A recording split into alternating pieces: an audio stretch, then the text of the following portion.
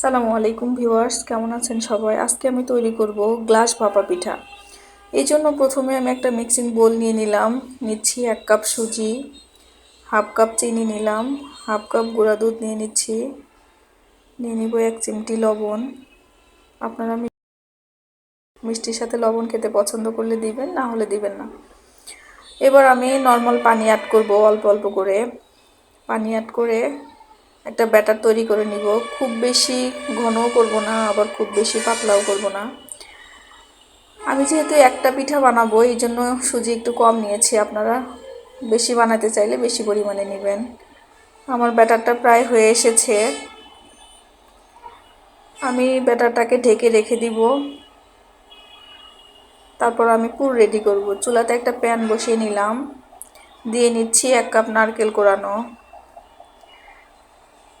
এবার দিব একটা সাদা এলাচ, একটা দারচিনি, মুখ ফেটে নেওয়া সাদা এলাচটা। দিচ্ছি 1 কাপ আখের গুড়, আপনারা চিনি ইউজ করতে পারেন। দিয়ে নিব 1 চিমটি লবণ। তারপর খুব ভালোভাবে নেড়ে চেড়ে আমি পুরটা রেডি করব। আমার গুড়টা গলা শুরু করেছে, একটু পানি পানি হয়েছে, আমি আরেকটু জাল করব। যখন দেখব যে দলা পেকে এসেছে পুরটা, তখন বুঝতে হবে পুরটা রেডি হয়েছে। ঠান্ডা হওয়ার পর পুরটা আরেকটু শক্ত হবে। আমি এবার চুলাটা অফ করে রাখবো। আমার পুরটা সুন্দরভাবে রেডি হয়ে গেছে। এবার আমি লম্বা শেপ করে নিচ্ছি। গ্লাসের সাইজ অনুযায়ী করতে হবে, যে যতটুকু গ্লাস যত বড় নেবেন ততটুকু করে নেবেন। আমি পুরটা রেডি করে নিচ্ছি। এবার দেখি ব্যাটারটার কি অবস্থা।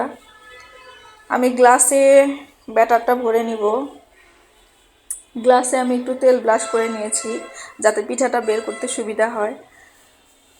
আমি সুজিটা দিয়ে নিচ্ছি। প্রথমে অর্ধেক পরিমাণে আমি ব্যাটার দিয়ে নিচ্ছি ব্যাটার। তারপর আমি পুর দিয়ে দিব। সুজিটা কিন্তু ফুলে উঠবে, তাই ভরে দেওয়া যাবে না। অর্ধেক পরিমাণ দিলেই দেখা যাবে যে পরবর্তীতে সিদ্ধ হয়ে গ্লাসটা ভরে যাবে। আমি পুরটা বসিয়ে দিচ্ছি।